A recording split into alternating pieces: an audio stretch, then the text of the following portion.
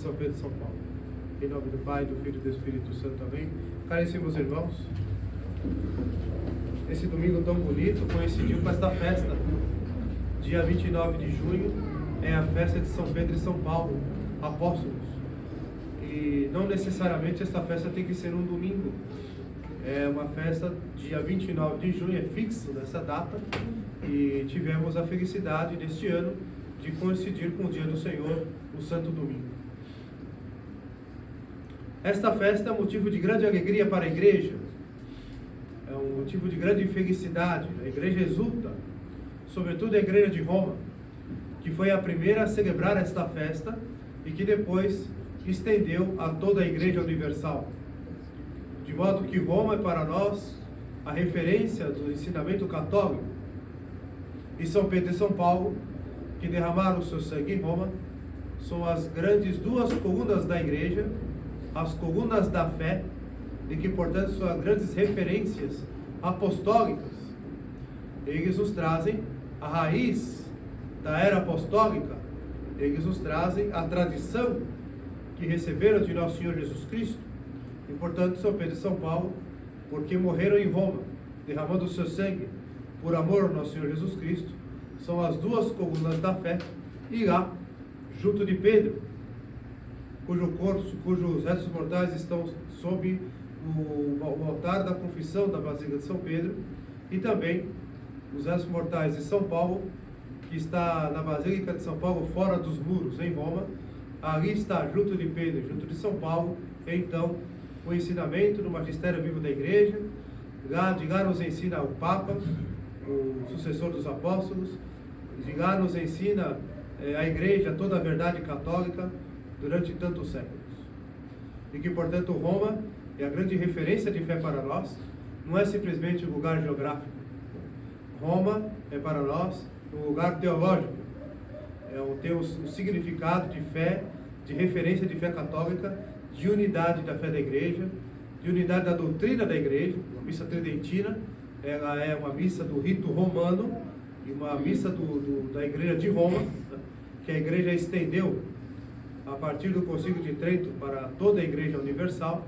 Portanto, Roma ela traz essa centralidade, essa referência da fé católica e da apostólica sobre essas duas colunas, São Pedro e São Paulo. Pedro, ele era galileu, nasceu na Galileia, deste lado do mar de Tiberíades, não da Galileia dos pagãos, do outro lado do mar de Tiberíades, o mar da Galileia, mas deste lado aqui, a Galileia, chamada Galileia dos judeus, era galileu, era um judeu comum de sua época. As escrituras nos dão algumas informações sobre ele. Pedro era pescador. Não pensemos que esta era uma atividade simplesmente de status social mais assim, desprezado, não, como hoje, né? O pescador é tido como uma pessoa que tem um trabalho simples. No tempo de Pedro, a atividade de pescaria era uma atividade de um certo status, de modo que Pedro, então, nascendo ali, perto do mar da Galileia dos judeus, ali então no lugar litorâneo, ele então aprendeu a profissão de pescador. E isso nos narra o próprio Evangelho, que ele era pescador. Tanto que, ao conhecer o Senhor, recebeu do Senhor então uma intimação, né, dizendo: a partir de agora tu serás pescador de homens. Pedro, certa vez, diante de uma situação em que o mar não estava para peixe, nos narra o Evangelho de Mateus, Nosso Senhor mandou lançar a rede do lado direito da barca, depois de passar uma noite tentando pescar e sem apanhar nada. Pedro, então, atendendo ao que Nosso Senhor disse, ou seja, em atenção ao que o Senhor disse, porque sabia que o mar não estava para peixe, Pedro, então, lança as redes ao lado direito da barca e apanha tal quantidade de peixes que teve que buscar o auxílio de uma outra barca, e quase as duas barcas afundaram, tal a quantidade de peixes, e cujo peso dos peixes também levava a risco de afundarem as barcas. E Pedro então fica atemorizado com aquele milagre, da pesca milagrosa. Então nos narra o Evangelho que Pedro se lança ao mar e nada até a praia, e encontrando o Senhor, se prostra diante dele e diz a Nosso Senhor com muita humildade, com muita fé: afasta-te de mim, Senhor, porque eu sou um pecador. Ele fica então tomado de grande temor e grande assombro pela pesca que acabava de fazer, uma pesca milagrosa, e prostrando-se diante do Senhor, reconhece que Nosso Senhor é Deus, porque só se prostra diante de Deus. De modo que então Pedro conheceu o Senhor, e depois que ele conheceu o Senhor, ele nunca mais foi o mesmo. Pedro era um homem, vamos dizer, era um homem rude, era um homem da gente, um homem da pescaria, um homem do dia a dia, era um homem acostumado a uma vida dura, uma vida difícil, que não é fácil, a vida do pescador. Cuidava de sua família. O Evangelho nos diz que ele tinha uma sogra, cuja sogra Nosso Senhor curou quando estava com febre. Então ele sustentava a sua família com seu trabalho de pescador. Era um homem de uma personalidade forte.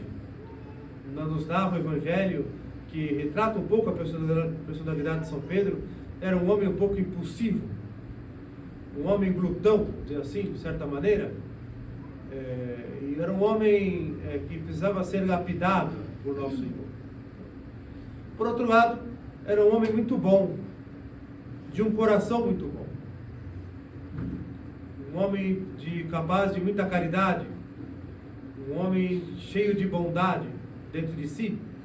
Mesmo sendo um homem durão, dentro de si tinha um coração mole e um coração bom.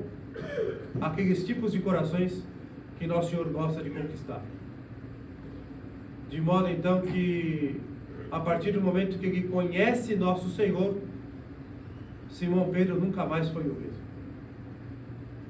E ele se apaixona pelo Senhor. Ele toma uma afeição pelo Senhor, que transformou a vida dele. Mesmo ainda sem entender exatamente quem era o Senhor de fato, ele recebe então pela revelação divina quem é Nosso Senhor. Como narra o Evangelho de hoje, Nosso Senhor estava em Cesareia de Filipe, que era um dos apóstolos, e ali então Nosso Senhor pergunta aos discípulos: quem dizem os homens ser o Filho do Homem? Então, cada um responde aquilo que ouvia. Uns dizem que és João Batista, outros dizem que és Elias, do Antigo Testamento, ou também Isaías ou Jeremias.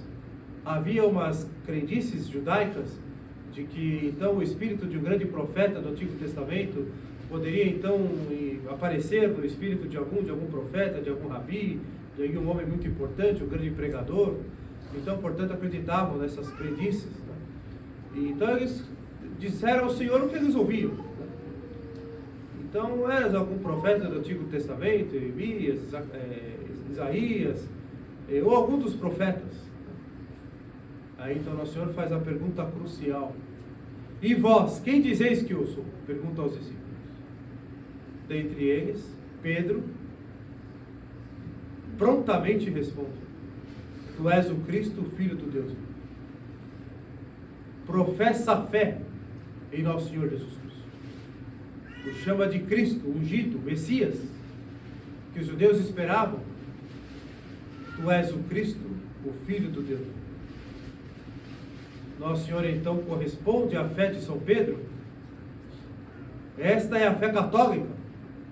Esta é a verdade católica. Nosso Senhor Jesus Cristo, Ele é Deus e homem verdadeiro. Tu és o Cristo, Filho do Deus.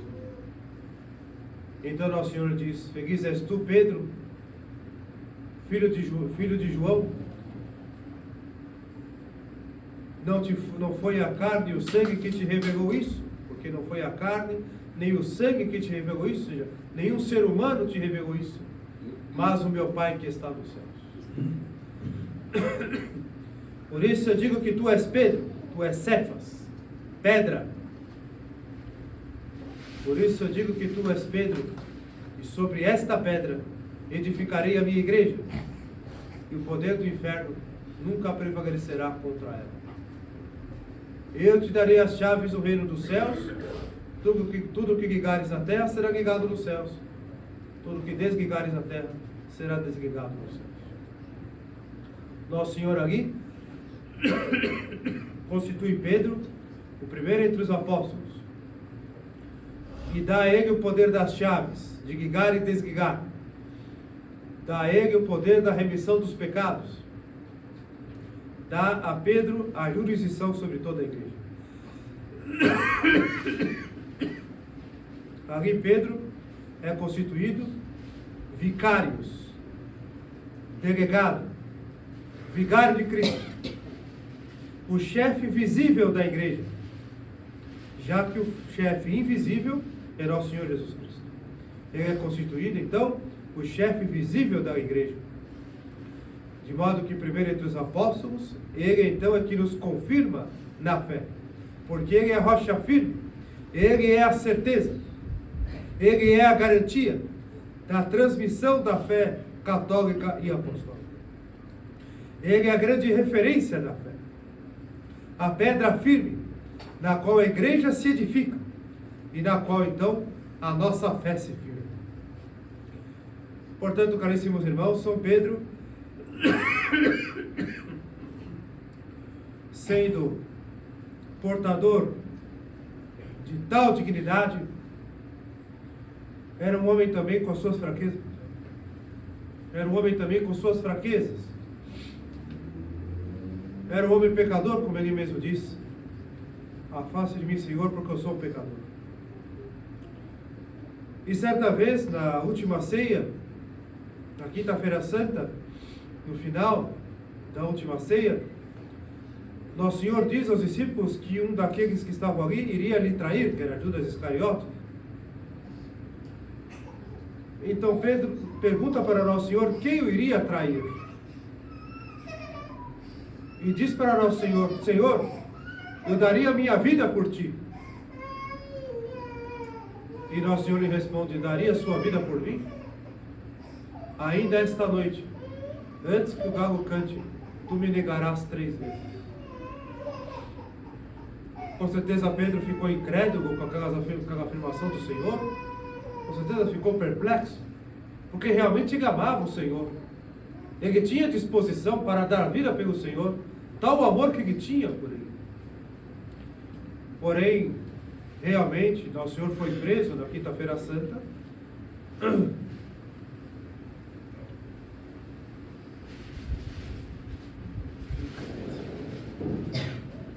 Nosso Senhor foi preso na noite da quinta-feira santa. E quando Nosso Senhor estava sendo julgado diante de Caifás, Pedro negou Nosso Senhor 3 vezes. E o galo cantou, e diz o Evangelho, e quando o galo cantou, ele caiu em si, e no profundo arrependimento, chorou amargamente. Mas ele amava o Senhor. Ele amava o Senhor. De modo que então, após a ressurreição do Senhor, ele é o primeiro a receber o anúncio entre os apóstolos que Nosso Senhor ressuscitou por parte de Maria Madalena. Ele é o primeiro a constatar no Santo Sepulcro que Nosso Senhor havia ressuscitado, vendo o sepulcro vazio. E Nosso Senhor ressuscitado aparece a ele e diz a ele, pergunta a ele: Pedro, tu me amas? Senhor, sim, eu te amo. Nosso Senhor pergunta outra vez: Pedro, tu me amas? Sim, Senhor, eu te amo. E Nosso Senhor pergunta uma terceira vez. O Evangelho narra que Pedro ficou triste, porque o Senhor perguntou a terceira vez, como que se duvidasse. E São Pedro então faz um ato de amor a Nosso Senhor maravilhoso, que nós devemos fazer como nossa jaculatória, na nossa piedade pessoal. Senhor, tu sabes tudo, tu sabes que eu te amo. Ou seja, Pedro reconhece: Senhor, eu sou miserável, eu sou pecador, o Senhor sabe disso, eu sou fraco, eu te traí, eu te neguei, tu sabes tudo, mas tu sabes que eu te amo. Muito sincero, muito humilde, um ato verdadeiro, cheio de amor por nosso Senhor. Tu sabes tudo, tu sabes que eu te amo. Realmente nosso Senhor sabia que Pedro o amava, mas perguntou 3 vezes, para reparar as 3 vezes que Pedro negou ao nosso Senhor. E nosso Senhor responde: apacenta as minhas ovelhas. Então deu a Pedro, aquele que conheceu o Senhor, que professou a fé nele e que o amou, ser o primeiro entre os apóstolos. Escolheu a Pedro por predicação de amor eterno e indizível, nos desígnios eternos de Deus. Escolheu a Pedro, talvez não que tinha mais qualidade entre os apóstolos, talvez não mais inteligente, talvez não mais virtuoso, visto que João, o apóstolo mais novo, é considerado o discípulo amado, discípulo que nosso Senhor tinha mais amor, predileção, do trato diário. Escolheu Pedro no mistério do seu amor. Nosso Senhor escolhe os instrumentos que Ele quer. Escolheu Pedro. E Pedro, então, por amor ao Senhor, bispo de Roma,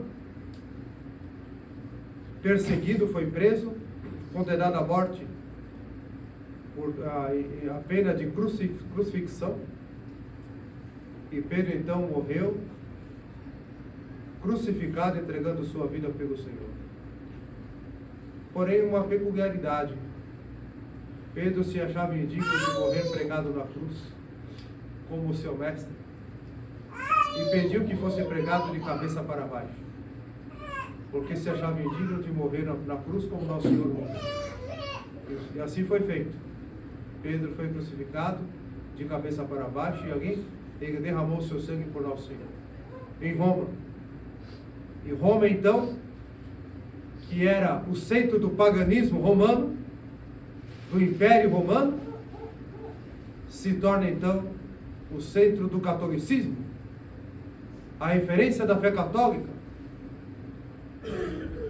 Roma, de Augusto César, que impôs sua autoridade e seu poder, conquistando o mundo, tem este império arrasado pelos bárbaros, e ali passa então a imperar um outro imperador, que é o Santo Padre, o Papa, o imperador universal, aquele que tem o poder espiritual sobre o poder temporal, doutor das nações, mestre da fé, patriarca do Oriente e do Ocidente. Ele então que governa a igreja em todo o mundo, está ali em Roma junto de Pedro, de modo então que de Roma governa toda a igreja, apacenta as almas e santifica os membros da igreja. Portanto, caríssimos irmãos, a igreja exulta de alegria por esta realidade teológica, por essa verdade de fé, por tudo isso que nosso Senhor nos deu. Nos deu São Pedro, primeiro Papa, como seu vigário na terra, e assim os seus sucessores. Todos os papas são sucessores de Pedro. Nenhum papa sucede o outro. Todos os papas sucedem a Pedro. Porque Pedro é o primeiro papa, o primeiro entre os apóstolos. Petrum, apóstolo, príncipe apostolorum. Isso significa a sigla e chamamos papa. Petrum, apóstolo, príncipe apostolorum. Pedro, apóstolo, príncipe dos apóstolos. De modo então, caríssimos irmãos, que São Pedro é aquele que nos guia, que nos mantém na fé, que nos confirma na fé. E tu, Pedro, confirma os teus irmãos, como disse nosso Senhor a ele. Pedro, diz para Pedro: apacenta as minhas ovelhas. Então Pedro nos apacenta através dos seus sucessores, os papas. Tu és Petro, et super hoc Petram, edificabo ecclesia mea. Tu és Pedro, e sobre essa igreja, e sobre essa pedra edificarei a minha igreja. Então é isso que nós então, olhando para Roma, nós dizemos com toda a fé, com toda a confiança, com todo o amor, aclamando: viva o Papa, viva o Papado, a qual nós devemos ter todo o amor e devemos ter toda a devoção. Paulo era judeu, porém de uma formação e uma história totalmente diferente de Pedro. Paulo foi um homem criado na sinagoga aos pés de Gamaliel, um grande rabino de sua época, e ali aprendeu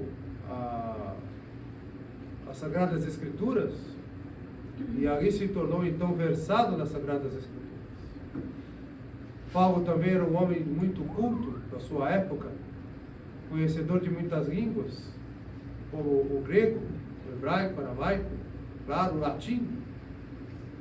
De modo que Paulo também era cidadão romano, um privilégio dado a ele por circunstâncias históricas, e dentro também do conhecimento e dentro das atividades da qual se encontrava. Ele era fariseu, ou seja, ele pertencia ao partido dos judeus, chamados fariseus, grande zeloso da lei mosaica e das tradições judaicas, chegou até mesmo a perseguir os cristãos, que eram considerados pelos judeus como uma seita dentro do judaísmo. Paulo então perseguiu os judeus, de modo que Santo Estevão, cuja festa celebraremos há poucos dias, foi morto aos pés de Saulo, aos pés de Paulo. E ele, com pedidos de prisões, se colocou a caminho de Damasco, perseguindo ferozmente a igreja, inflamado do zelo das traduções judaicas e farisaicas. Ele mesmo admite que ele, entre os fariseus, era o que havia mais aperfeiçoado o seu judaísmo, e que se destacava entre eles. Tal o seu zelo e tal o seu furor em perseguir aqueles que contrariavam o judaísmo.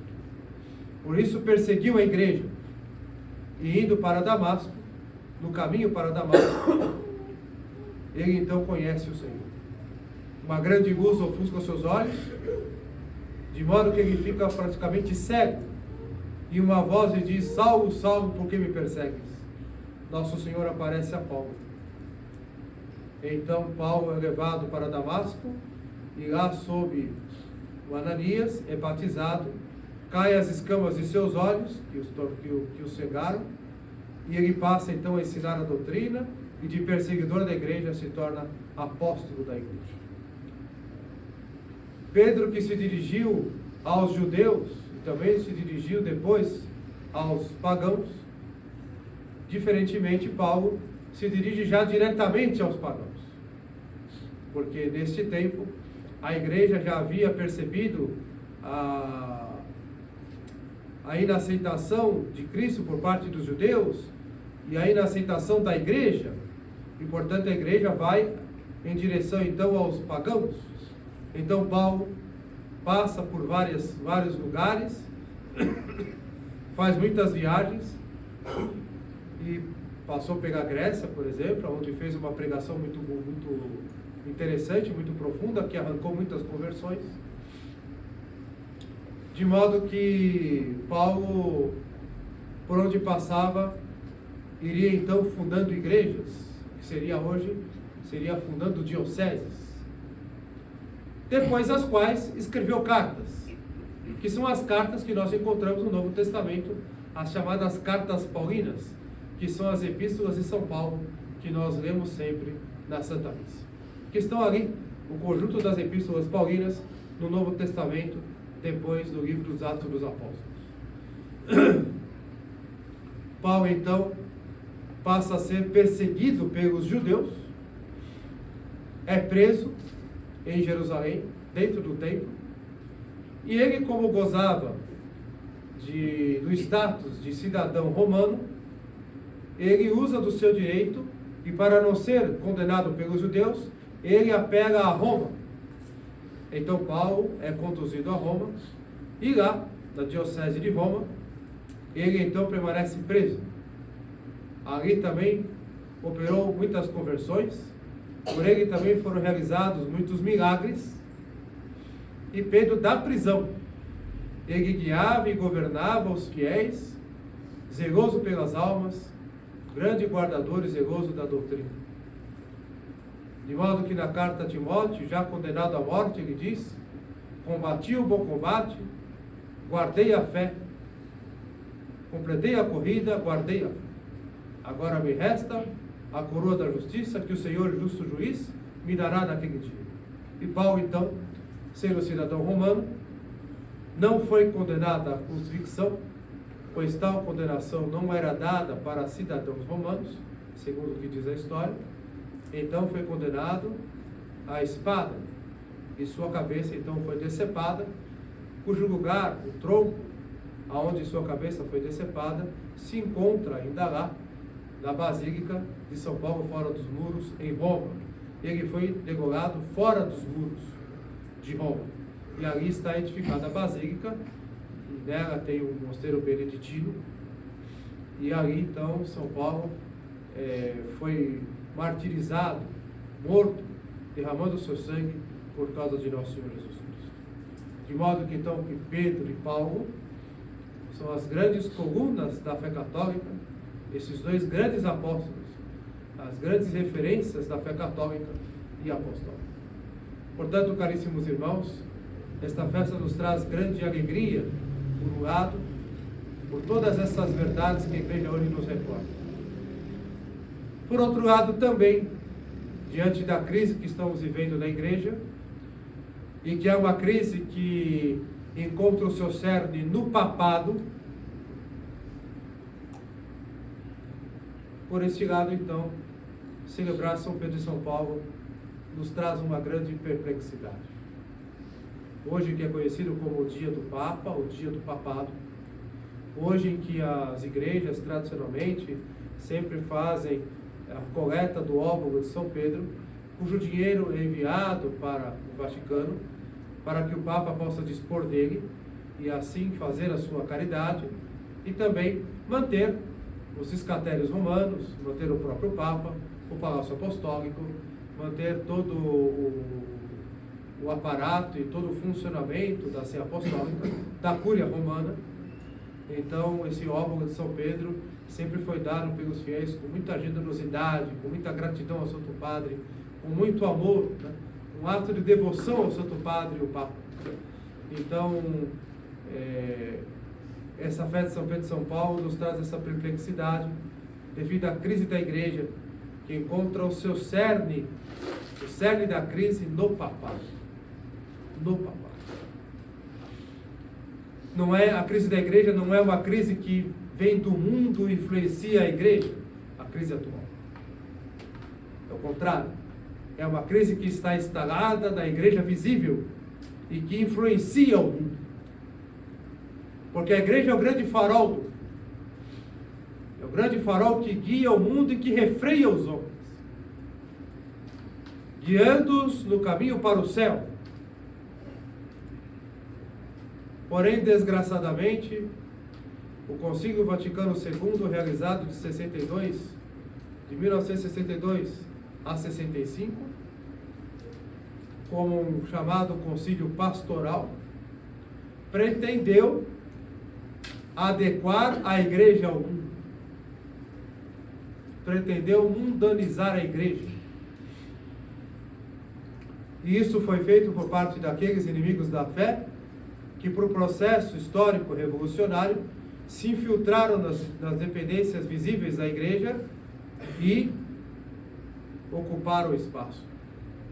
Portanto, ocuparam a estrutura física da igreja. E ocupando a estrutura física, ocuparam também os cargos e encargos, os títulos, as dignidades, tudo aquilo que diz respeito, sempre disse respeito à Igreja Católica. De modo que assim tiveram a expertise de não bater de frente com a igreja, mas se infiltrar dentro dela e tentar destruir por dentro uma árvore que é ocupada, dominada pela praga, é corroída por dentro, seu tronco fica oco e qualquer vento pode derrubá-la e destruí-la. Esta é a pretensão dos inimigos da igreja. E esta é a crise da igreja. O processo revolucionário de infiltração e ocupação de espaço. De modo que esta ocupação, ela tomou conta da Cúria Romana, da Santa Sé. E a partir dali, a grande apostasia de Roma. Roma abandona a fé, com o Concílio Vaticano II. E esta apostasia, ela se estende então a todas as dioceses do mundo. E ela então chega até as paróquias. Por conta do Concílio Vaticano II, com suas reformas e com todos os seus efeitos devastadores. Como um tipo de bomba atômica dentro da igreja visível que explode tudo e destrói tudo. De modo então, caríssimos irmãos, que vivemos uma crise de forma que aquele que se veste de Papa e que se apresenta como Papa, escolhido de um conclave, ao invés de nos ensinar a fé católica e apostólica, nos ensina a heresia modernista, nos ensina uma doutrina que não é a doutrina de Nosso Senhor Jesus Cristo, que não é a doutrina católica e apostólica. E assim nos ensinam para nos fazer perder a fé e abandoná-la. De modo então, caríssimos irmãos, que nós, diante de tal crise, suspendemos juízo sobre o chamado Papa herético, que se refere a João 23 até Leão 14, pelo menos, porque esse termo Papa herético é um termo contraditório, pois o papado não convive com a heresia. O Papa não pode ensinar algo errado contra a fé, contra a igreja e contra as almas. O Papa não pode ensinar algo que nos levará ao caminho longe de Deus e longe da pátria eterna. O Papa não pode ensinar heresias, porque se ensinasse heresias, perderia o seu cargo prontamente, como é o princípio da fé católica, como é o princípio da lei canônica, porque não faz parte da natureza da igreja e do papado ensinar o erro. A igreja é justamente o farol, ela é justamente a garantia, e o Papa é a pedra que edifica a igreja, que edifica as almas. Portanto, não pode ensinar outra coisa a não ser aquilo que Cristo ensinou. De modo que esta crise é como uma doença autoimune num corpo, em que o organismo combate o próprio organismo.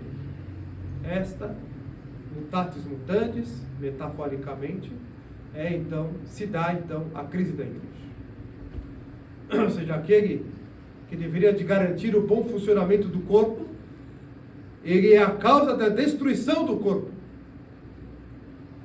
Nisso se resume, metaforicamente, a crise da igreja.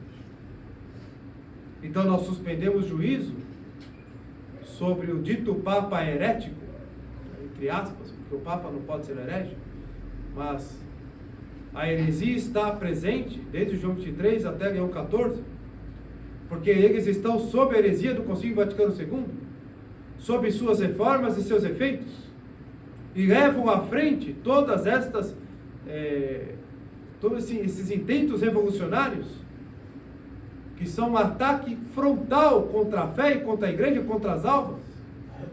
Então, portanto, suspendemos juízo com relação ao Papa herético, ou seja, suspendemos juízos sobre João 23 até Leão 14, se é Papa ou não, porque esse juízo pertence à autoridade suprema do magistério da igreja, não a nós. De modo que o princípio de que o Papa, cometendo heresias, ele perde o cargo prontamente, é o princípio canônico da igreja. Porém, a aplicação disso no caso concreto do Concílio Vaticano II e de João 23 até Leão 14, no caso concreto, esta aplicação não compete a nós fazê-la, somente à igreja, que tem tal autoridade para fazer. Compete a nós, então, como fiéis, suspender juízo quanto a isso. Se é Papa ou não. Tudo fica sob suspensão. A autoridade, a jurisdição, a legitimidade, tudo fica sob suspensão. Isso na igreja, então, se encontra a igreja visível sob estado de exceção. De modo que não sabemos da autoridade, da legitimidade, não sabemos da jurisdição, tudo fica suspenso. Até que a igreja, então um dia regenerada, pela intervenção de Nosso Senhor, que há de intervir, e já está intervindo, já temos sinais claros disso, já está intervindo. Então a igreja regenerada, então, nos dirá a verdade, se estes são papas ou não. Nós simplesmente fazemos aquilo que temos certeza e nos compete, ou seja, não seguimos. Porque nós não podemos seguir o erro contra a fé. Nós não podemos seguir a heresia. Devemos seguir assim a sã doutrina. E nós temos aí séculos e séculos da igreja, desde os apóstolos até Pio XII, inúmeros papas, inúmeros ensinamentos, documentos, bulas papais, dogmas definidos, de modo que estamos muito bem guiados, muito bem orientados, muito bem sustentados, porque a igreja, ela não pode deixar faltar os meios, como por exemplo os sacramentos, para que os fiéis possam então se salvar, para que os fiéis possam se santificar. Seja qual for a crise na igreja, as portas do inferno não prevalecerão contra ela, de modo então que a igreja nunca deixará nos faltar os meios necessários para a nossa salvação. A igreja mesmo assim, toda essa crise, mantém para nós a fé, mantém para nós os sacramentos, sacramentais, os sacerdotes, os meios necessários para nós nos salvarmos e santificarmos. O que temos que fazer é nos afastar do erro, nos afastar do modernismo, nos afastar do Concílio Vaticano II, abandonar a missa nova, abandonar estas paróquias, onde lá não se ensina mais a sã doutrina católica, mas se ensina as fábulas dos homens. Lá se ensina protestantismo, judaísmo, islamismo, budismo, todos os ismos que pode se imaginar, mas ali não se ensina mais a fé católica. Tanto que lá, nessa estrutura conciliar, é proibido ser católico. Estava recordando mesmo esses dias, pensando nesse sermão, de que muitas vezes, quando no seminário, e até mesmo já na paróquia, quando eu ia preparar alguma oração, um momento de encontro, que teria uma oração inicial, ou preparar uma hora santa no seminário, ou preparar um encontro em que tinha que fazer uma oração mariana antes, ninguém me recorda muito bem disso, e eu preparava direitinho um folheto com as orações piedosas, uma coisa católica. Para nós é muito normal, nós fazemos aqui sempre. Então depois os comentários que eu ouvia, até passando, que falavam alto para eu ouvir, nossa, foi bonitinha a oração, né? Mas foi daquele jeito, né? Daquele jeito, né? Foi de um jeito diferente, né? Ou seja, foi de um jeito católico. É estranho a igreja conciliar o que é católico. Porque lá é proibido o que é católico. Lá é proibido o que é piedoso, o que é devocional. Eles mantêm alguns elementos, alguns costumes, algumas coisas. Mas lá reina o protestantismo. Uma missa barulhenta, com bateria, com batucada, bastante conversa dentro da igreja, não tem silêncio, não se tem respeito, não se tem modéstia. Por quê? Porque lá não se tem a fé. Lá não se tem a tradição católica.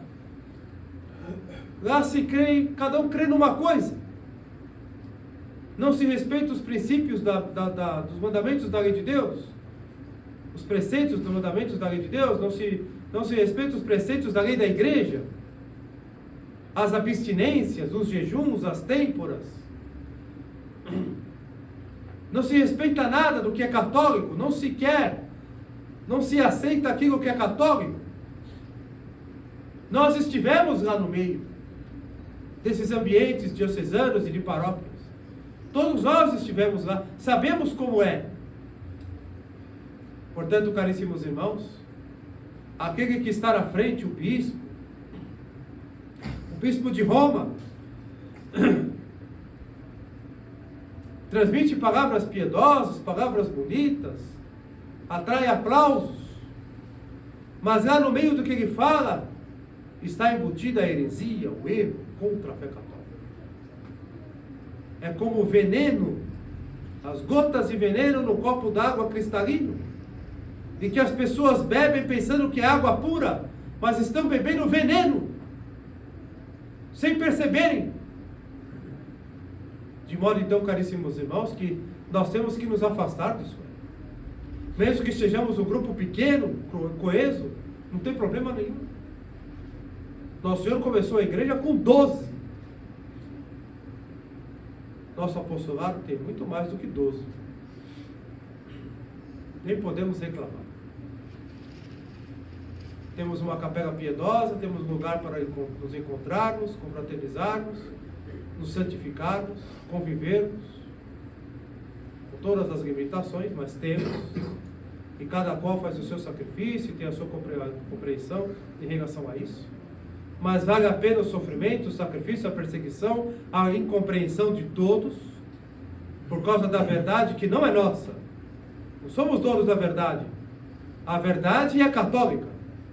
A verdade é Cristo. E a depositária da verdade é a Igreja Católica e Apostólica. O corpo místico de Cristo, do qual Cristo é a cabeça e nós somos os membros, porque mantemos a fé, mantemos a tradição da fé católica e apostólica. Portanto, caríssimos irmãos, aqui nós estamos para nos mantermos firmes nessa fé e nesse ensinamento e deixarmos essa tradição para os seus filhos, para os seus netos, para as outras gerações. Para que eles, quem sabe, vendo passar da crise da igreja, estarão inseridos no corpo de Cristo, então poderão gritar: viva o Papa, viva o Papado, passada a crise, condenado o Vaticano II com a Missa Nova e suas reformas e seus efeitos, então as futuras gerações possam então cantar, aclamar: viva o Papa, viva a Santa Igreja, e viva a Nossa Senhora, e viverem a fé, voltarem para as paróquias, voltarem para as dioceses, porque a fé voltou a ocupar Roma, as dioceses e as paróquias. Mas enquanto lá estiver a apostasia, nós não temos como estar ali. Não temos como fazer acordo. Eles querem fazer acordo. Não tem acordo. Não tem acordo com o erro. Não tem acordo com a heresia. Não fazemos acordo com apóstatas. Nosso acordo já foi feito no dia do nosso batismo com Cristo, nas promessas do nosso batismo. Lá fizemos o acordo. E não temos nenhum acordo para fazer. De modo, caríssimos irmãos, que nós, com esta posição, nós não estamos contra a igreja. Nós não estamos contra o Papa. Ao contrário, nós estamos com a igreja. Nós estamos com o Papa. Porque nós estamos preservando o papado daqueles que querem destruí-lo. Estamos preservando a fé e os santos costumes daqueles que querem destruir tudo isso. Daqueles que querem nos proibir de ser católicos. E estamos já à beira de uma proibição do catolicismo, agora já na internet, já temos efeitos disso. Tudo que nós publicamos de catolicismo não tem visualização, porque isso é algo premeditado por aqueles que dominam as redes sociais, os donos das redes sociais, com influência do governo, nós sabemos disso, e isso acontece em escala mundial, Mas agora estão avançando e querem nos proibir de falar tudo aquilo que seja contra o que eles pensam em relação à fé e à igreja. Então vão nos proibir de falar sobre a verdade católica na internet.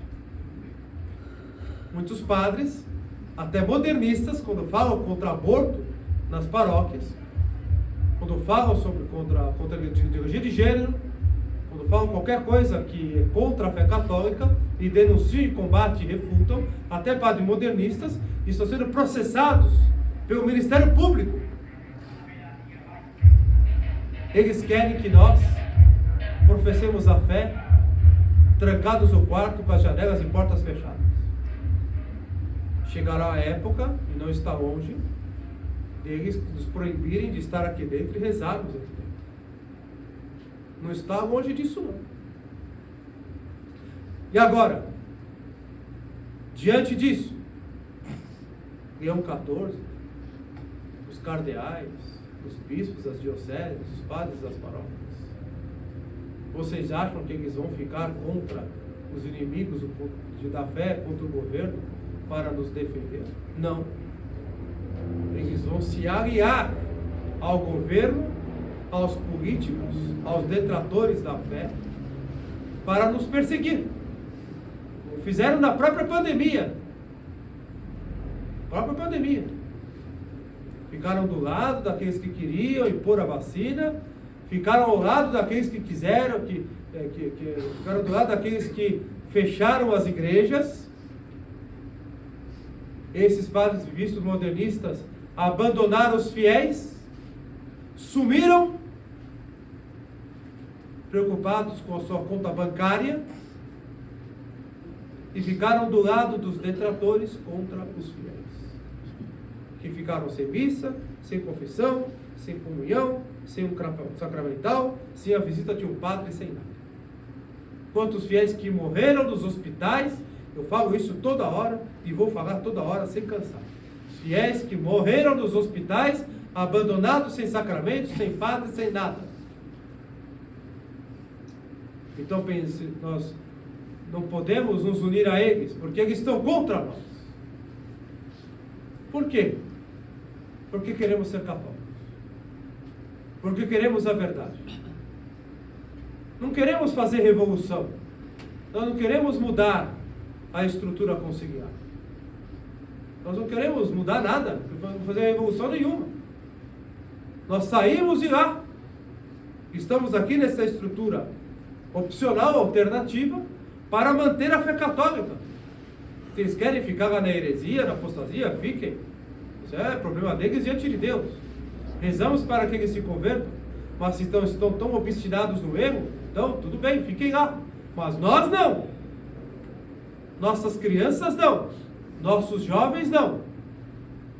Não serão levados pelo erro, não serão levados pela heresia e pela apostasia. Não serão levados. Estaremos aqui para preservar, para combater o demônio, para combater o pecado, para combater o erro e para combater os inimigos da fé também, dando nome aos bois, dizendo quem são, mostrando a cara deles, pois eles se vestem com as vestes sagradas da igreja, vestes dos sagrados paramentos, se revestem de mitra, de báculo, de casua romana, até de casua romana, como essa aqui, para ensinar a heresia, para enganar as almas, para ganhar dinheiro, para destruir a igreja, que é indestrutível. Mas as almas são destrutíveis, elas podem ser destruídas. Portanto, caríssimos irmãos, devemos nos afastar deste mal, desses erros da igreja conciliar, de tudo o que significa a igreja conciliar, não ficar seguindo esses padres da internet, não ficar seguindo também esses youtubers, não ficar seguindo também no Instagram essas famílias que são carismáticas, que são protestantes, que se dizem católicas, por mais que seja muito bonitinho, que faz aquela novelinha no Instagram todos os dias, não podemos segui-los não, porque devemos sim dizer a eles, olha, abandonem esse erro, abandonem a igreja conciliar. Ah, mas nós vamos na missa tridentina. O que mais tem hoje em dia é missa tridentina rezada por herege. Se lá não tem a fé católica, por mais que tenha missa tridentina, se lá não tem a fé católica, lá não está a igreja católica. Lá não há comunhão com a igreja católica. Por mais que tenha missa tridentina, por mais que tenha um bispo, se lá não tem a fé católica, lá não está a igreja católica. Não nos enganemos, porque os fiéis são enganados. Ah, mas nossa, mas é o Vaticano, é a Basílica de São Pedro, mas está vestido com a estola, com a mursa. Ele saiu lá na sacada com a estola, com a mursa. Oh, agora é o Papa, agora ele está com a roupa certinha, agora é a tradição, voltou a tradição para a igreja. Meu Deus do céu. Leão 14, dias antes de sair de Ursa e estola papal na Basílica de São Pedro, ele reiterou, dizendo claramente, sem deixar dúvidas, nós continuaremos o caminho da sinodalidade, nós continuaremos sob a senda do Concílio Vaticano II, nós continuaremos no diálogo com o judaísmo. E na missa, em que ele inicia o ministério, Leão 14 diz, no final desta missa, num discurso, que durante toda a missa havia sentido fortemente a presença espiritual de Francisco. E as pessoas, enganadas pelo estético, pelo suntuoso, aquela Basílica de São Pedro, as 4 basílicas papais, o Vaticano, a Cúria Romana, aquilo é da Igreja Católica, não é deles. Eles ocuparam aquele espaço. Os detratores ocuparam o espaço e ocuparam os cargos e encargos. Eles mereciam uma cruzada para tirá-los de lá à força. Devemos entender isso. Porque lá não há fé católica, lá não há mais o espírito católico. Apenas há uma fachada. Apenas há aspectos. Mas Roma apostatou da fé, pelo menos desde o Concílio Vaticano II. Com certeza até antes. Mas, com certeza, a partir do Concílio Vaticano II, Roma apostatou da fé. De modo então, caríssimos irmãos, que nós devemos nos afastar deste erro, não deixar nossos olhos se enganarem, nos manter firmes na fé católica apostólica, nos manter firmes na Igreja Católica, que é o corpo místico de Cristo, confiantes de que ela vai superar essa crise, que Nosso Senhor já está intervindo na Igreja. Portanto, os apostolados que professam a fé católica apostólica, que guardam a tradição católica, que estão proliferando fora da estrutura conciliar, estão proliferando. Então ali está nascendo uma nova igreja. Uma nova igreja. A verdadeira igreja está aparecendo. Mas ela brota da onde? Do corpo místico de Cristo. Dos verdadeiros membros da igreja. Esses apostolados têm a sua seiva, a sua força, a sua ânima. Da onde? Da cabeça de Cristo, que é a igreja. Da cabeça da igreja, que é Cristo. É de Cristo, cabeça da igreja, que eles recebem toda a força espiritual através dos sacramentos. Então está surgindo uma nova igreja pouco a pouco. É que não é no nosso tempo.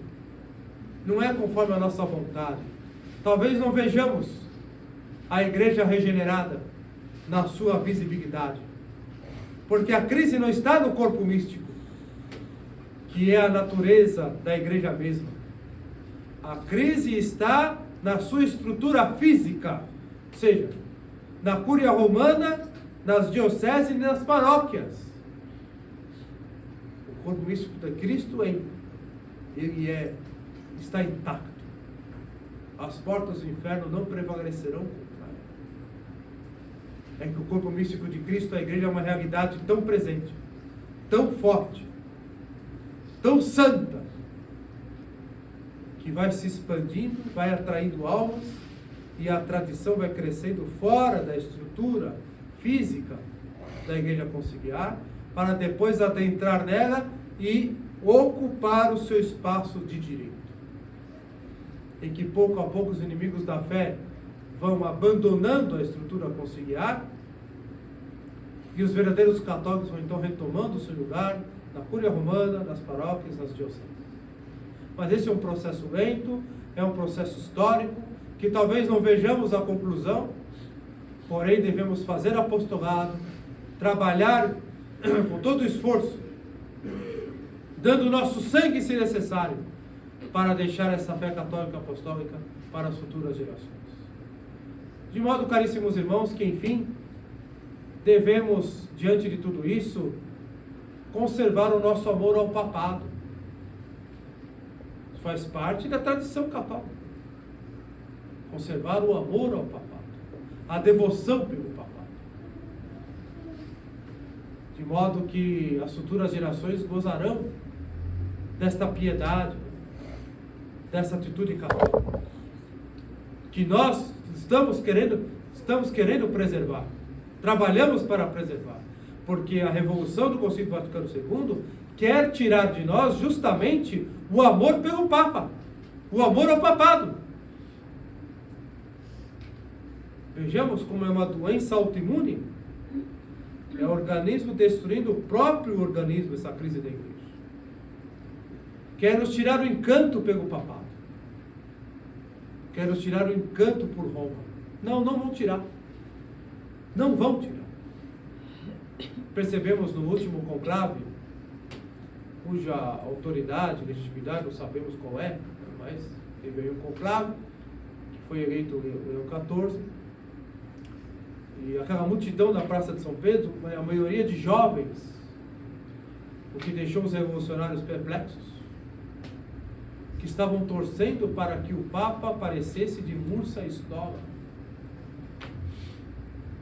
Ou seja, eles conseguiram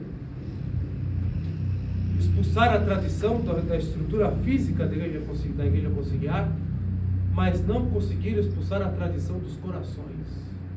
Lá no modernismo, muito coroinha, seminarista, fiéis, marianos, devotos do Sagrado Coração de Jesus, Imaculado Coração de Maria, eles querem a tradição, mas não sabem onde está, porque é dito a eles que nós somos cismáticos, porque é dito a eles que nós estamos errados, mas aquelas almas querem a tradição.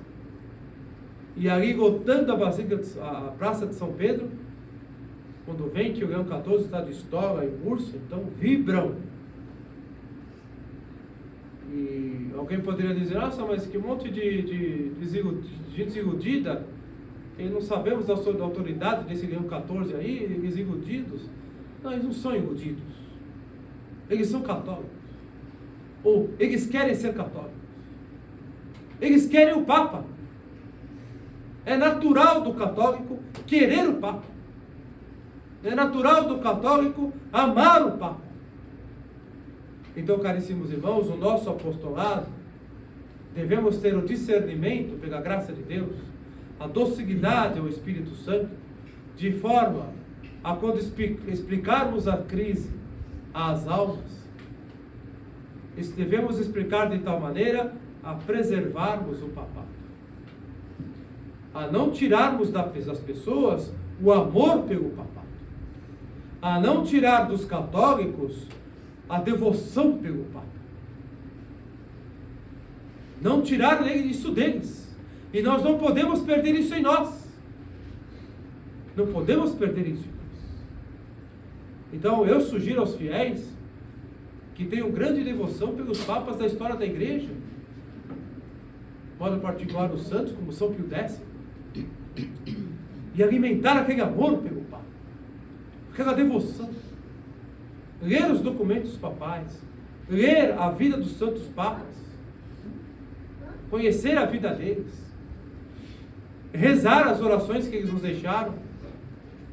Ter devoção aos papas santos da história, que a igreja canonizou, como São Pio X, por exemplo. Esses grandes papas, São Gregório Magno. Ter aquela devoção. De modo então, caríssimos irmãos, que assim nós preservamos aquele amor pelo papado. E aclamemos dentro de nós, viva o Papa! Porque quando dizemos viva o Papa, estamos dizendo viva a Petro, apóstolo, príncipe apostolado. Viva Pedro, apóstolo, príncipe dos apóstolos. E seus sucessores. Viva o Papa. Nosso coração deve estar inflamado pelo amor ao papado. Sem nos deixar enganar pela visibilidade.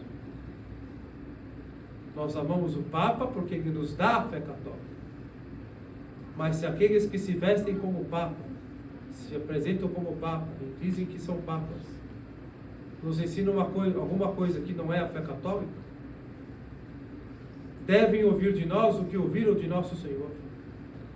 Quando Pedro, após professar a fé em nosso Senhor, tu és o Cristo, o Filho de Deus vivo, Pedro, após nosso Senhor dizer a eles, aos apóstolos, aos discípulos, que estava indo para Jerusalém, e lá ele seria preso, morto e ressuscitaria ao terceiro dia, esse mesmo Pedro que professou a fé no Senhor disse: Senhor, que tal coisa não te aconteça. Claro, poderia estar ali com boa intenção, porque não queria que o Senhor sofresse, não queria que o seu Senhor morresse, mas estava se colocando ao lado da heresia, estava contra a vontade de Deus. Nosso Senhor teria que ir a Jerusalém obrigatoriamente e morrer pela remissão dos pecados, pela salvação das nossas almas. E Pedro estava se colocando contra isso, com as melhores das intenções, com as palavras mais afetuosas, com o coração cheio de sentimentos. Não te aconteça isso, Senhor. Se colocando contra a sabedoria divina e contra a vontade de Deus. Então, esses que se apresentam como Papa e nos ensinam o erro, têm que ouvir de nós o que Pedro nessa ocasião ouviu do Senhor: afasta-te de mim, Satanás, porque tu não pensas como Deus, mas como os homens. Afasta-te de mim, Satanás, porque aqui aquele que se diz Papa, que se veste como Papa e ensina outra doutrina que não é a doutrina católica, está servindo a Satanás, está se comportando como o sucessor do demônio, e não o sucessor dos apóstolos, e não o sucessor de Pedro. Está nos ensinando um caminho que nos leva para o inferno, está contra a vontade de Deus, está contra a sabedoria divina, eterna e infinita. Portanto, caríssimos irmãos, devemos estar atentos e não deixar nos enganar pelos nossos olhos. Ali só está a igreja se há a fé católica. Não dá para adequar a heresia com a doutrina católica. Como não dá para adequar o pecado com a santidade. Não dá. Não dá. A igreja é uma só. E a igreja é santa. A igreja, ela não é de homens de fé e de homens hereges. A igreja não é de santos e de pecadores. Não. A igreja é de homens de fé católica e é igreja de homens, e a igreja é santa. A igreja é santa. e é depositária da fé católica. Mais do que de homens de fé católica. A igreja é depositária da fé católica. E ela é santa. Portanto, a igreja não pode estar misturada com a heresia. Não pode estar. A igreja não pode ensinar o erro. A igreja é infalível. E o Papa São Pio X, no Catecismo Menor, ele nos ensina aqui: nosso Senhor Jesus Cristo é o Papa infalível. Ele é o Papa infalível, do qual o seu vigário, sucessor de Pedro, deve condizer com aquele que ensina, que ensinou a igreja, que deu à igreja a fé, para que a guardasse como depósito. Portanto, a igreja e o Papa não podem ensinar outra coisa a não ser a fé católica e apostólica, tal qual nosso Senhor revelou aos apóstolos, e a igreja é depositada. Então nós não podemos seguir aqueles e tratá-los como se fossem santos padres, como São Pio X. Como nós vamos tratar Leão XIV, como a igreja tratava São Pio X, São Leão Magno, tantos outros padres. Como? Vamos dar o mesmo tratamento que daremos aos papas santos que nos ensinaram a fé católica. Muitos até morreram mártires pela fé católica. Como vamos dar o mesmo tratamento para Leão XIV? Se fizermos isso, estamos brincando com a igreja. Estamos brincando com a fé católica. Estamos desprezando os papas que deram a vida pela fé, que derramaram o seu sangue. Estamos desprezando os papas santos que santificaram e vivendo e ensinando a fé católica. Nós não podemos brincar com isso. Portanto, não fiquemos aí preocupados, porque não somos a maioria. Se nós somos a minoria, se nós somos o apostolado pequeno, demos graças a Deus. Porque aonde há muita gente, é porque lá está o erro. Na crise atual, aonde tem muita gente acorrendo, então é lá o lugar que nós não devemos ir. Com certeza lá não vá porque tem muita gente. Porque lá está o erro. Os apostolados que guardam a fé católica são muito pequenos. Todos. Vários grupos, bem pequenos, famílias, poucas famílias, que estão ali guardando a fé católica, são muito pequenos. Se um dia, dentro desta crise, encher de gente aqui, é porque alguma coisa está errada. Alguma coisa está errada. O padre está fazendo alguma coisa que não está certo. Eu não rezo para esse apostolado aqui crescer cheio de gente, não. Quero pessoas que queiram a verdade, que queiram a verdadeira igreja, que queiram realmente a fé católica, que queiram a tradição católica. E os que querem isso hoje são pouquíssimos. É que o Espírito Santo com o tempo vai suscitando. Vai suscitando. Mas não nos iludamos com muita gente, não. Onde tem muita gente, saia correndo de lá. Você pode perceber que lá existe algum acordo com Roma, algum acordo com a diocese, algum acordo com o bispo. Estão ajeitando a coisa, ajeitando a fé com a heresia, dando um jeitinho brasileiro ali. Lá nós não podemos estar perto. Nós não queremos nos perder. Não porque somos melhores do que alguém, não é isso. Porque apenas queremos a normalidade. Nós simplesmente apenas queremos ser católicos. Então pensamos a Nossa Senhora, a Nossa Mãe Santíssima, que nos inspire esse amor à igreja, nos inspire esse amor pelo papado, que nos inspire essa devoção pela igreja e pelo papado, que fortifique a nossa fé.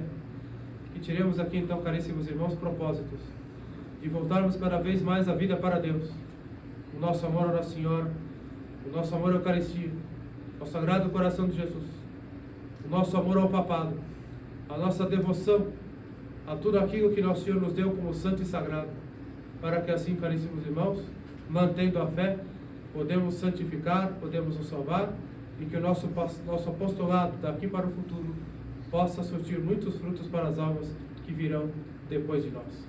Louvado seja nosso Senhor Jesus Cristo. Para sempre seja louvado.